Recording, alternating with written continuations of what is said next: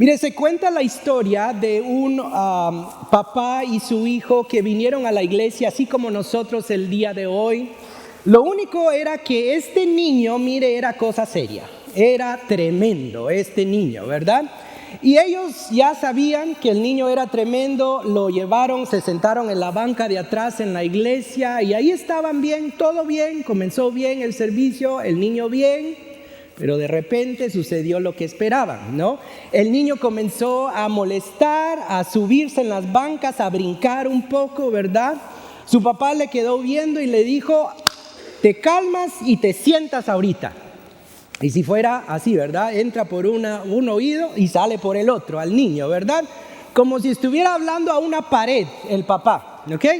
El niño nada le hizo, siguió brincando ahí haciendo de las suyas. El papá un poquito, ahora sí, un poquito más frustrado, le dijo, te calmas ahorita o si no me las vas a pagar. El niño se le quedó viendo bien serio el papá y se calmó un poquito.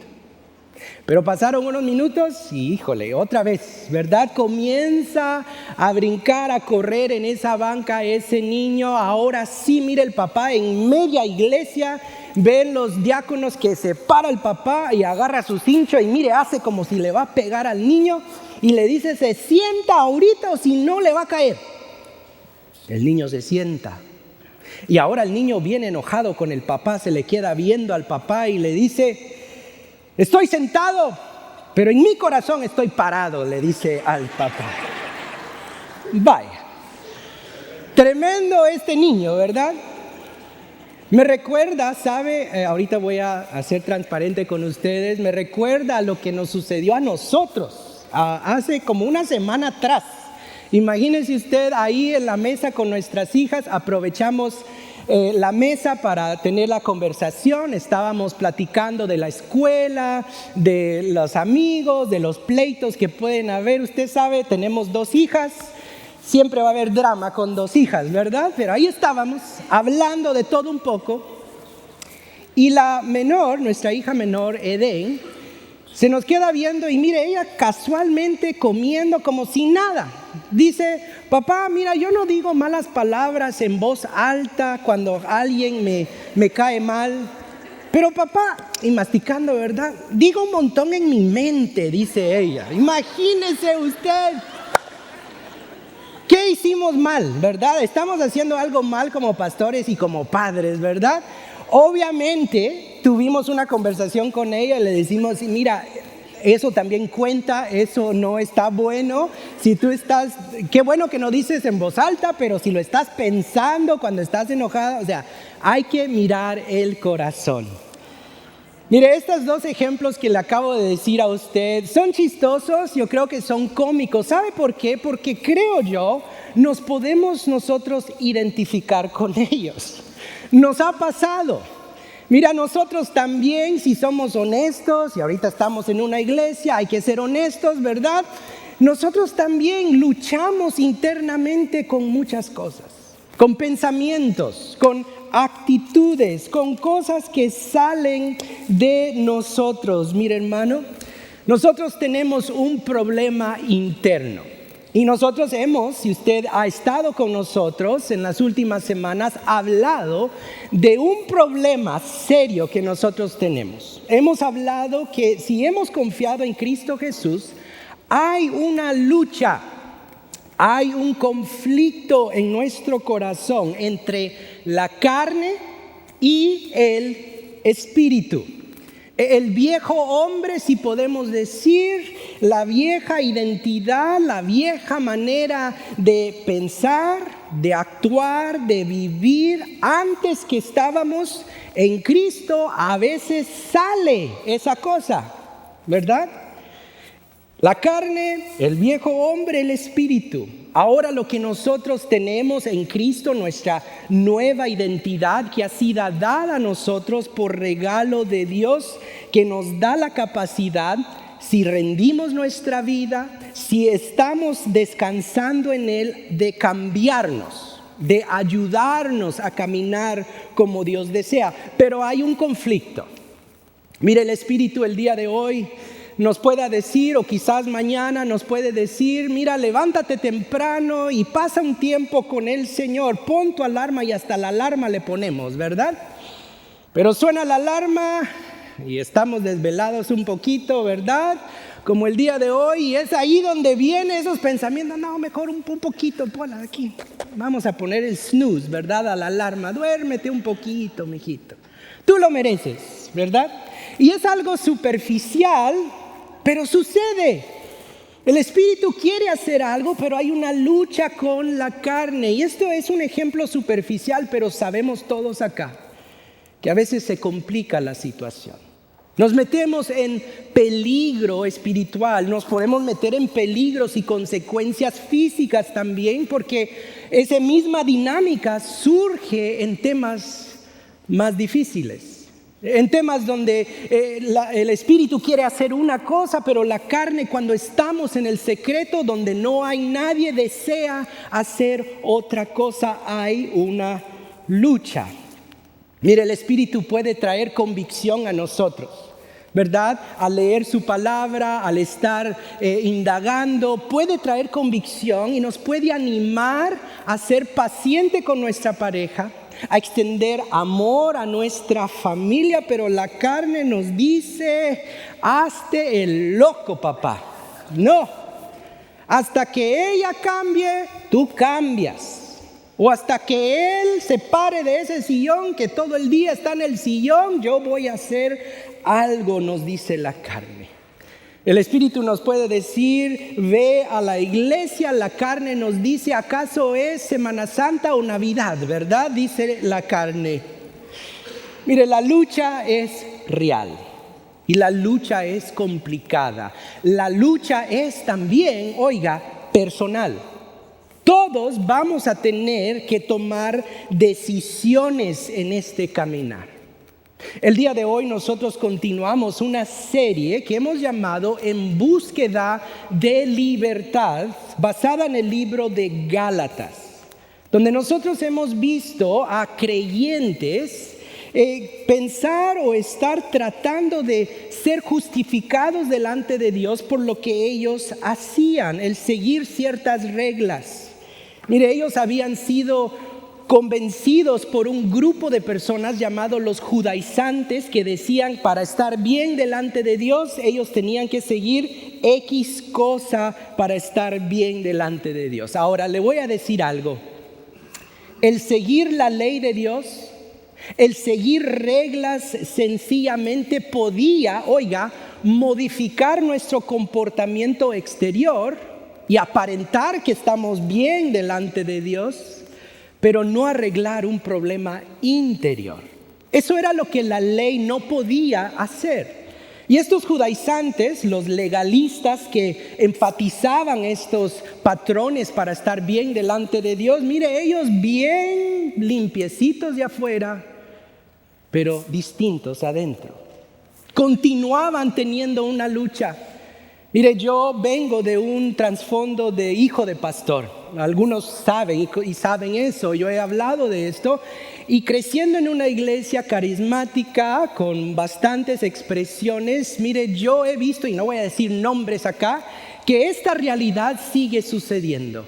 Que hay personas, pastores aún, que pueden aparentar algo, llenar todos los requisitos de la ley, seguir todas las reglas, pero en su corazón son un desastre. En sus familias y en su matrimonio actúan de una forma distinta.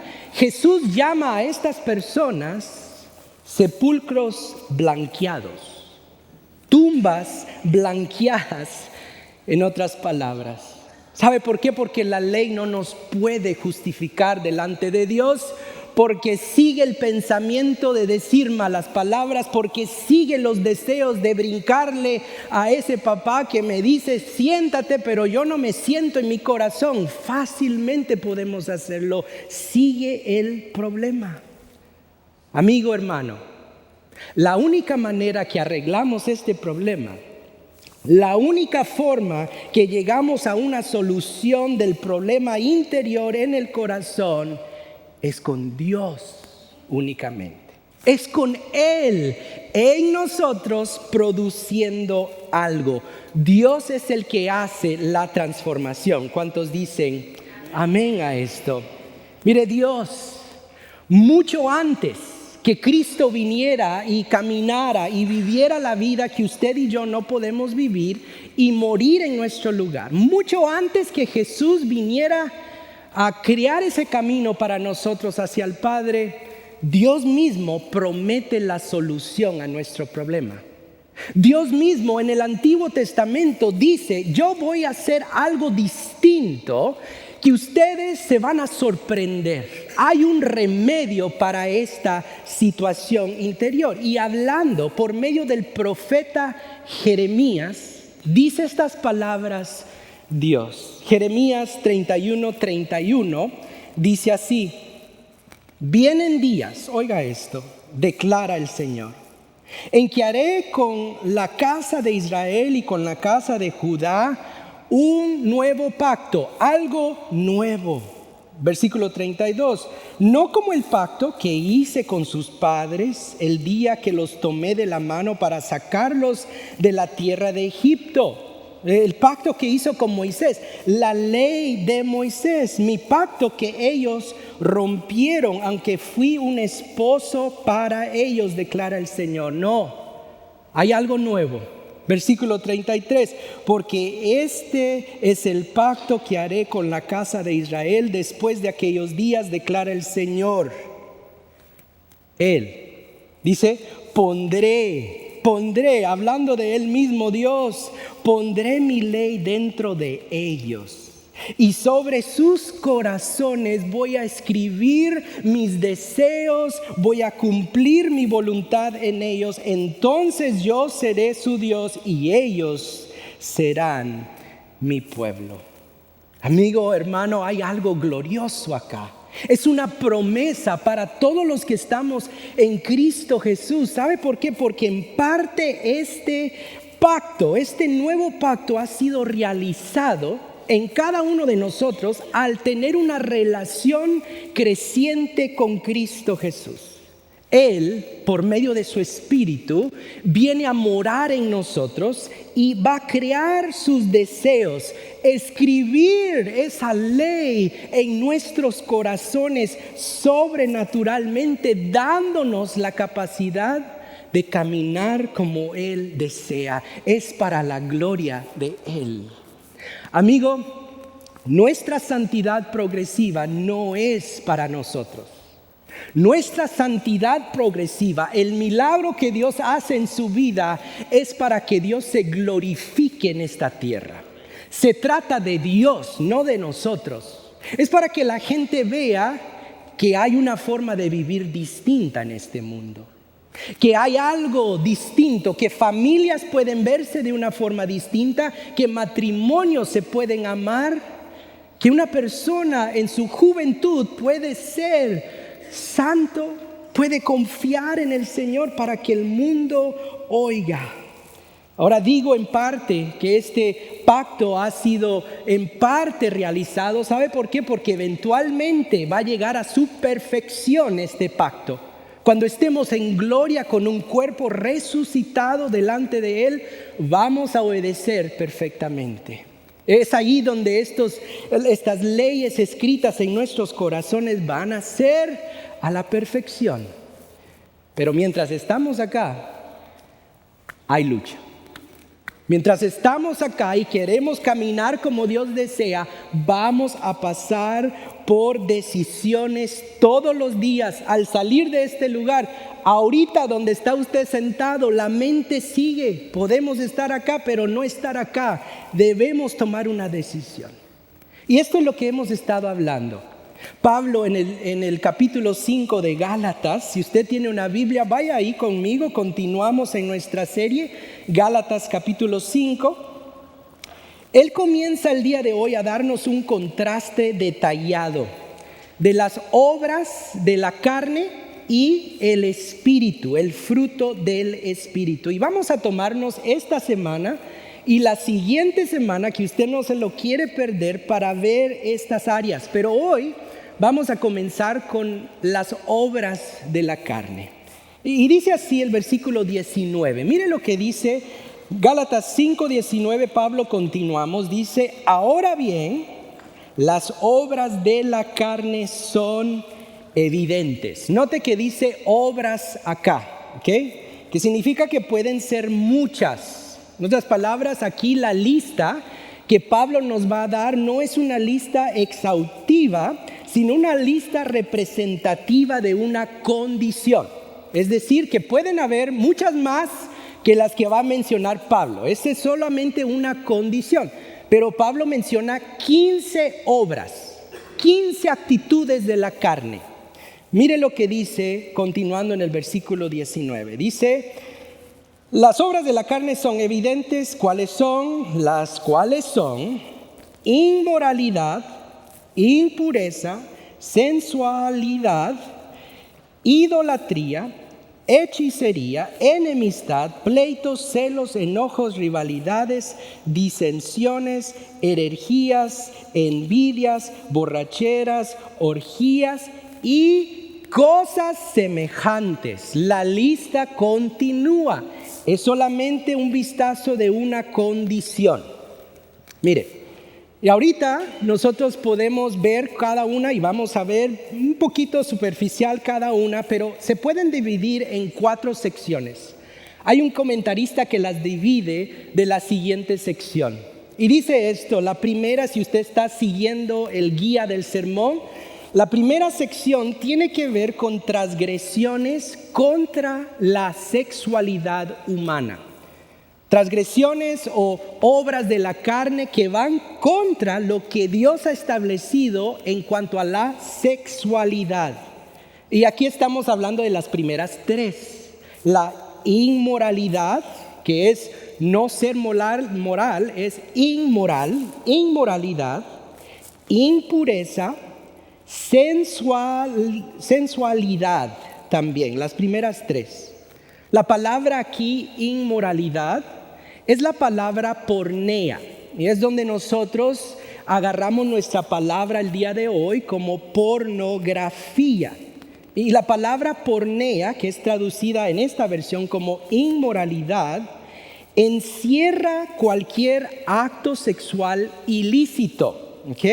Ya sea imágenes, ya sea adulterio, que es sexo fuera del matrimonio con alguien que no es su esposo, fornicación, que es sexualidad antes del matrimonio, homosexualidad, prostitución, etcétera, etcétera.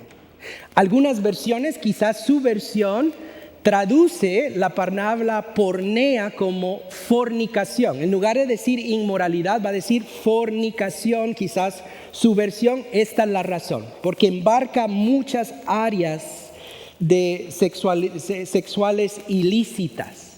Tenemos también la impureza, tenemos sensualidad también. Esto significa que la impureza puede ser sin restricción. ¿Okay? La obra de la carne actúa de esta manera. Hay un desenfreno moral. Mire, la carne se manifiesta, las obras de la carne se manifiestan de esta forma. Mire, se manifestaban de esta forma en el día de Pablo y continúan manifestándose el día de hoy. Mire, nosotros vivimos en una cultura hipersexualizada. La forma que nosotros nos vestimos, o sea, ya hoy en día el vestuario es común. Cuando 20, 30 años atrás uno decía, esta mujer trabaja en cierta cosa, pero ella no, ella va a hacerse, no sé, ejercicio, ¿verdad? Pero el vestuario es impresionante el día de hoy, ¿no? Ha cambiado, es hipersexualidad, ¿verdad? Tenemos esta lucha y mire, la carne sigue luchando con esto. Mira, hay un estudio que salió de un grupo llamado Barna el año pasado, 2024, estamos hablando, y dice, oiga, este estudio, que los creyentes cristianos, el 54% de cristianos están luchando con esto. Eso significa que la mitad de este cuarto ha luchado o está luchando con esto. Estamos hablando con algo relevante que es la carne. Y estamos hablando de estos temas y el punto es que, mire, esto no es una lucha de estos días, esto puede ser una lucha para nosotros y lamentablemente lo es todavía. Mire, la segunda sección que vemos aquí de las obras de la carne, nos vamos de la inmoralidad sexual a transgresiones de adoración. Y es interesante, y aquí estamos hablando de idolatría y hechicería. Idolatría, ustedes saben, trasfondo de imágenes de adoración a un dios pagano, puede ser una imagen física como la idolatría también del corazón, sobre algo que nosotros adoramos que es inmaterial, pero todavía estamos, aunque no físicamente postrándonos delante de una imagen, nos prostramos a otras cosas en nuestro corazón. Esta parte también de hechicería es la palabra farmaquea, donde viene la palabra farmacia. Y es interesante que las dos encajan, adoración. ¿Sabe por qué? Porque en los tiempos antiguos, en los tiempos de la Biblia, adoraban, hacían idolatría a otros dioses, pero se acompañaba esa adoración con un tipo de droga, con hechicería también. Por eso es que para crear experiencias y hacer brujerías y ritos paganos. Estamos hablando de la adoración. Y algunos todavía luchan con esto también el día de hoy. Mire, usted puede decir, pastor, híjole, las primeras dos ya la cosa cambió acá, ¿verdad? Ustedes me están viendo, estamos hablando de temas. No, la Biblia dice esto, ¿ok? Estamos yendo por versículo. Y usted puede decir, pastor, híjole, estas son cosas difíciles de lucha, pero gracias, pastor, que yo soy el 50% que no estoy luchando con esto, pastor. Qué bueno. Bueno, qué bueno que usted es el 50%, pero aquí es donde nos metemos en problemas.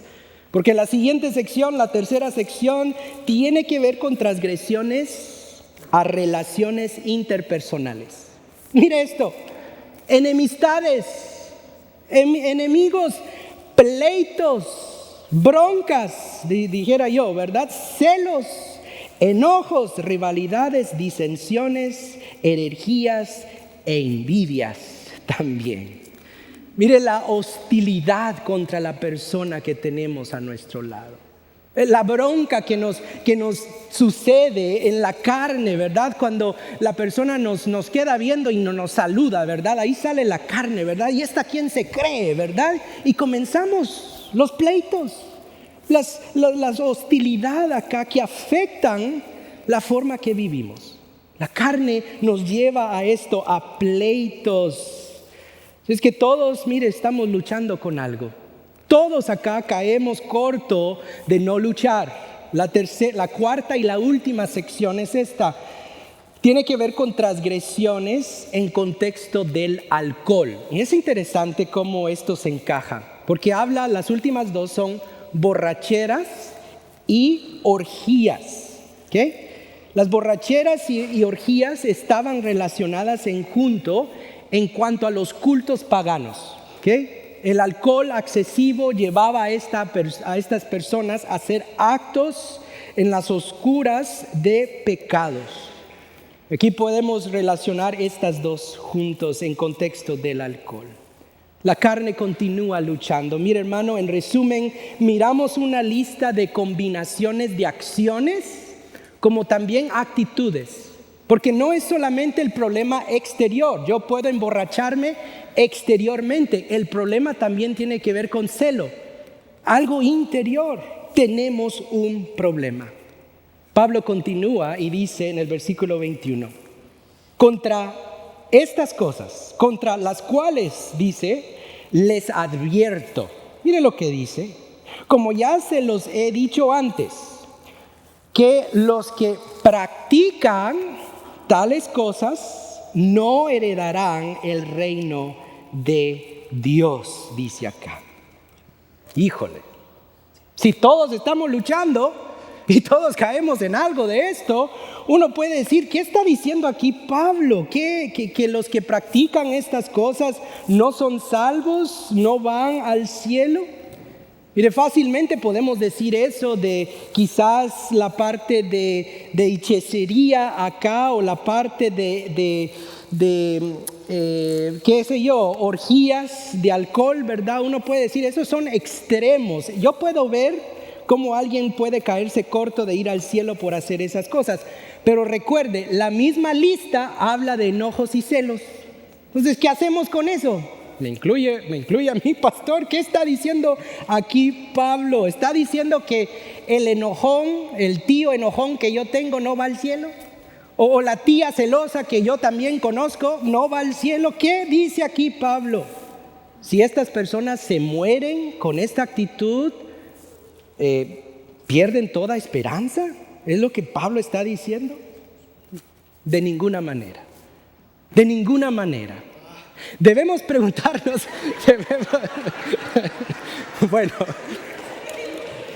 debemos preguntarnos, oiga bien, debemos preguntarnos, ¿qué es lo que nos salva? ¿Qué es lo que lo salva a usted?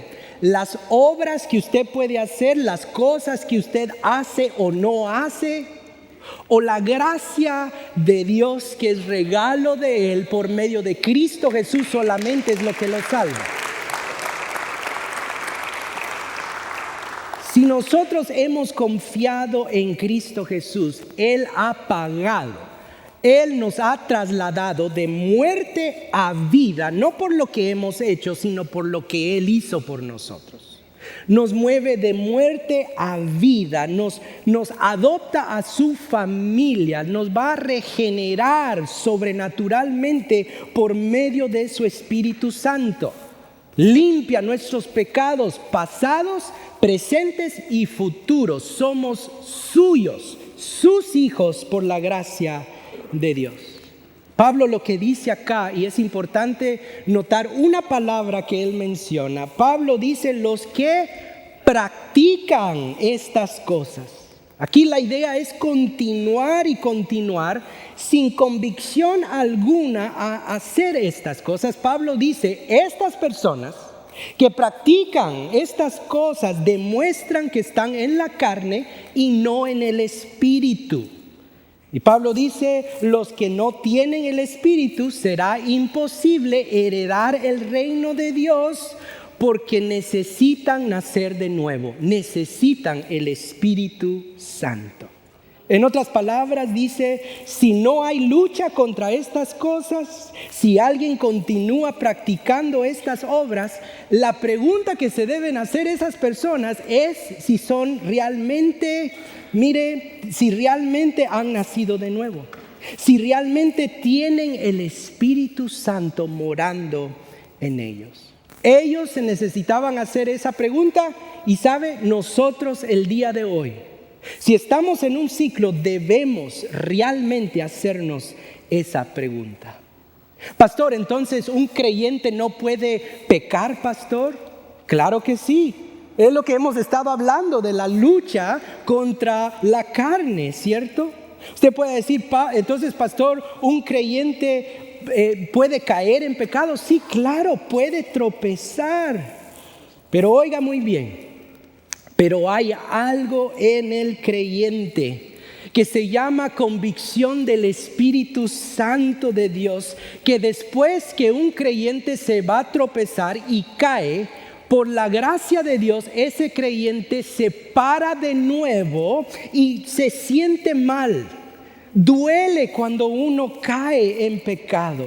Este creyente tiene el deseo en su corazón de cambiar. Dice el creyente, yo necesito ayuda. Y el creyente busca ayuda. El creyente se para de nuevo y dice, aunque sea difícil, yo necesito confesar esto. Como el salmista David, cuando confesó, ese peso salió de él. ¿Sabe por qué? Porque él conocía a Dios. Había pecado, había metido las patas en una forma que quizás nosotros no la vamos a meter en este mundo, pero él tenía que confesarlo. Y cuando lo confiesa, él regresa. Es un deseo de regresar, tiene el creyente, de caminar como Dios desea. Él desea vivir una vida radical. Una vida de contraste a estas cosas, aunque muchas veces lo puede enredar. Él dice, yo necesito del Señor, necesito ayuda, y confiesa.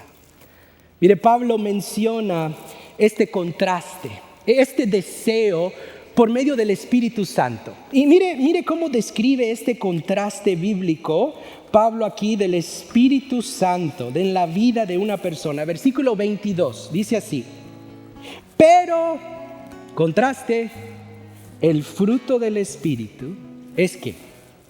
Amor, gozo, paz, paciencia, benignidad, bondad, fidelidad, mansedumbre, dominio propio. Contra tales cosas no hay ley. Mire, la siguiente semana nosotros vamos a elaborar un poquito más lo que significa este fruto del Espíritu. Pero note lo que dice acá. Note que hay un contraste clave que vemos acá. El fruto del Espíritu, Pablo lo describe como singular. ¿Okay? La carne la menciona él como plural, obras. Aquí es fruto, no frutos del Espíritu. ¿Qué significa eso? Bueno, significa mucho. Significa que las obras de la carne, oiga, la vieja manera de vivir sale naturalmente del hombre, de muchas formas. Es como hierba mala, ¿no? A los que les gusta el jardín, uno no va a plantar hierba mala. La hierba mala sale naturalmente, sin que nadie la vaya a plantar. Así es las obras de la carne. En cambio, el fruto singular, el fruto es producto de alguien más. El fruto es del Espíritu, no de nosotros. Esto es increíble si lo captamos, porque esto viene de una relación cultivada por la gracia de Dios que produce fruto en nosotros sobrenaturalmente, que hace cosas imposibles sobre la carne cuando nos sometemos a Él. Mire, el fruto, vamos a ver la siguiente semana, es producto de muchas cosas, Quizás el factor más importante de fruto, si queremos dar fruto, es estar conectados a algo vivo únicamente. Mire, Jesús, amigo hermano, es la vida para nuestra alma. Jesús dice en los evangelios que Él es el camino, la verdad y la vida para nosotros. Jesús mismo dice estas palabras increíbles para aquellos que están en Él. Juan 15, versículo 5 dice: yo soy la vid y ustedes son las ramas. El que permanece en mí, porque Él es el que hace la obra, el que permanece en mí como yo en Él, dará mucho ¿qué? Fruto. ¿Qué? Fruto. Separados de mí no pueden ustedes hacer ¿qué? Nada. En el griego la palabra es nada, ¿ok? Nada podemos hacer separados de Él. Amigo, yo no sé cómo tú has entrado el día de hoy, pero sé que todos acá estamos en una lucha. Sé que todos acá tenemos una batalla al salir de este lugar. Sé que todos acá tenemos que escoger, pero te quiero decir algo, que si queremos caminar en libertad, si queremos tener victoria sobre la carne, es requerido permanecer en Cristo Jesús. Regresar a Cristo Jesús en nuestra vida. Mira, el milagro de transformación sucede en Él y con Él todos los días. Al salir de este lugar, al aferrarnos a Él. Así es que, hermano, yo lo digo también, que Dios nos ayude hoy a escogerlo a Él. Que Dios nos ayude al salir de este lugar a escogerlo a Él.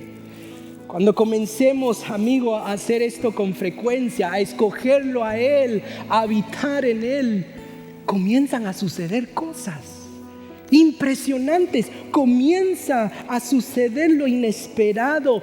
Fruto comienza a suceder de la nada. Cuando estamos habitando en Él, Dios comienza a hacer lo imposible. Y esas cadenas que son repetitivas de la carne comienzan a zafarse. Amigo, yo lo puedo decir personalmente. Yo he luchado bastante en este caminar. Muchas veces ustedes ven los pastores, no. Yo necesito de Dios al salir de este lugar. Voy a necesitar de Él al salir a despertarme, si Él me da gracia de despertarme el día de mañana. Pero le quiero decir algo, yo soy testimonio de gracia de Dios, de fruto, no por lo que yo he hecho, sino por descansar, regresar a Él y decir: Señor, cuando yo te fallo, yo necesito de ti. Quizás tú estás fallando y mira, te quiero decir algo. Si tú estás acá, es gracia de Dios, es bondad de Dios que te ha traído acá, porque la carne nos va a decir: cuando fallamos no vayamos a la iglesia. Cuando fallemos tú estás acá, sigue haciendo lo que tú quieres hacer. Mentira de Satanás. Cuando fallamos nos necesitamos a todos. Cuando fallamos necesitamos estar en este lugar porque somos recordados de su misericordia. De este amor que persigue, de este amor, si yo confío en Él y descanso en Él, Él quiebra toda cadena de nuestro corazón, amigo, hermano, créelo. Es poder de Dios, es gracia de Dios, es poder de Dios que te tiene vivo ahorita a pesar de lo que has hecho el día de ayer. Romanos capítulo 2, versículo 4. Recuerda este pasaje, dice: no menosprecies su bondad para tu vida. No menosprecies su paciencia, su misericordia, su amor. Mira, es su amor ahorita en tu vida que nos lleva al arrepentimiento, dice Romanos 2:4. Es gracia, Señor. Yo no merezco estar delante de ti. Pero sin embargo tú me abrazas como ese hijo pródigo. Sin embargo tú corres donde yo estoy. Sin embargo tú eres paciente. Sin embargo tú me amas. ¿Qué es este amor? Señor, tú eres hermoso. Yo confío en ti. Estoy luchando con X cosa, pero yo sé que tú tienes el poder para cambiar mi vida y tomar acción. Amigos, si tomamos esta actitud, Él hace milagros increíbles, cosas gloriosas para la gloria y honra de Él. Si es que no sé a quién le estoy hablando, no me estoy hablando a mí mismo. Yo necesito de Él. Lo bueno es que debemos recordar las palabras de Jeremías. Yo, dice Dios, no nosotros, no usted. Yo, dice Dios, pondré en ellos mi ley dentro de ellos, y sobre sus corazones el Dios todopoderoso que no merecemos la va a escribir. La está escribiendo en nosotros. Señor, aquí estamos como libros abiertos delante de ti.